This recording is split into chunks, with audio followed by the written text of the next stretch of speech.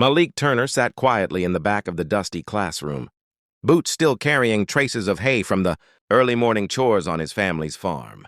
While the other kids scrolled on their phones or whispered across their desks, Malik kept his head down, finishing his algebra worksheet with the same steady patience he used when repairing fences before sunrise. But today Ms. Hawthorne wasn't having it. She had always targeted him, the farm kid, the black boy she assumed was slow, uneducated, out of place among the honor track students. And when she walked past his desk and saw the dirt on his boots, her lip curled as if she'd stepped into something rotten. "Malik!" she snapped loudly, drawing every head toward him. "I told you before, this classroom is not a barn. If you insist on coming in here looking like this, maybe school isn't the right place for you." Malik didn't look up. "Ma'am, I finished—" "Oh, please," she scoffed. "You expect me to believe you actually did the assignment correctly?" She snatched the paper from his desk, skimmed it, and laughed, loud, for everyone to hear. "Wrong. All wrong. Again. Honestly, Malik, maybe you should stay home and shovel manure. It's the only thing you seem to understand." A couple students chuckled under their breath. Malik felt the familiar burn behind his eyes, but he swallowed it. His grandfather always told him strength is quiet until the moment it isn't. Ms. Hawthorne crumpled his worksheet and tossed it in the trash. "You know what? I'm done. Pack your things. You're expelled until further notice." The class froze. "Expelled?" Malik whispered. "For what?" "For constant disruption," she said loudly. "And for bringing your farm mess into my classroom." "But I didn't—" "Out!" she barked. "Before I call security." Malik stood slowly, humiliation burning through him as he picked up his backpack. The classroom stayed silent as he walked toward the door, every step echoing like a drumbeat of shame. But Ms. Hawthorne had just made the biggest mistake of her career. The next morning, the school buzzed with gossip long before first bell. "Did you hear? Malik got expelled. They say he failed every assignment." Ms. Hawthorne said he's slow. "Farm kid never had a chance." Ms. Hawthorne walked into her classroom, smug and satisfied, sipping her coffee like she'd won something. Then the ground began to vibrate. Not lightly, violently. Books rattled. Desks shook. Students screamed as windows trembled in their frames. Ms. Hawthorne stumbled toward the door. "What on earth is that?"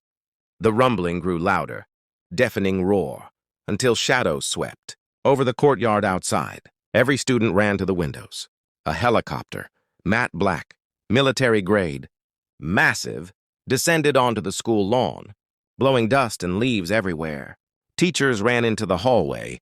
Kids shouted. Phones shot up instantly. The helicopter's door slid open. An older black man stepped out, tall, broad-shouldered, moving with the unhurried confidence of someone who had commanded rooms far larger and far more dangerous than a school. Ezekiel Turner, Malik's grandfather, former three-star general, owner of the state's largest agricultural corporation, and a man who did not like injustice. He strode toward the school entrance, boots hitting the ground like thunder. Ms. Hawthorne's coffee cup slipped from her hand. What is he doing here?" she stammered. A student whispered, "Is he here for Malik?" Ms. Hawthorne's face drained of every drop of color. 5 minutes later, she stood stiffly in her classroom as Ezekiel Turner entered behind the principal, who looked like he wanted to melt into the floor. Students erupted in whispers. And then, Ezekiel's voice dropped, low and commanding. "Where is the teacher who expelled my grandson?" Ms. Hawthorne swallowed hard.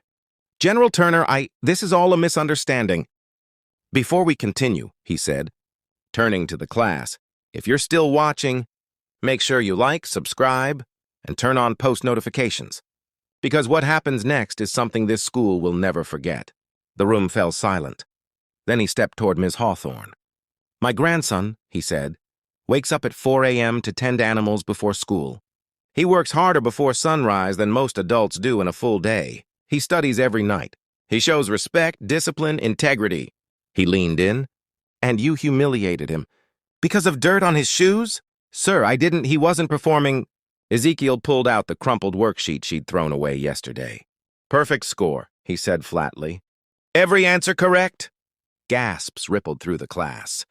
"Malik has been solving high-level algebra since he was 9. I know. Because I trained him myself. Ms. Hawthorne stepped back. I must have misjudged. No, Ezekiel said sharply. You targeted him. You used your authority to belittle him, and you tried to destroy a child who did nothing wrong. He turned to the principal. My grandson will be reinstated immediately. The principal nodded furiously. Of course, effective now. And Ms. Hawthorne? Ezekiel said coldly. She will be placed under formal investigation for misconduct. Ms. Hawthorne's knees buckled. General Turner, please. No, he said. You taught this class that power is for hurting people weaker than you. Today they will learn what real power looks like. He placed a firm hand on Malik's shoulder, guiding him to the front of the room. Stand tall, son. Malik lifted his head, and the students who mocked him lowered their eyes. Now, Ezekiel said, voice booming with finality, class is in session.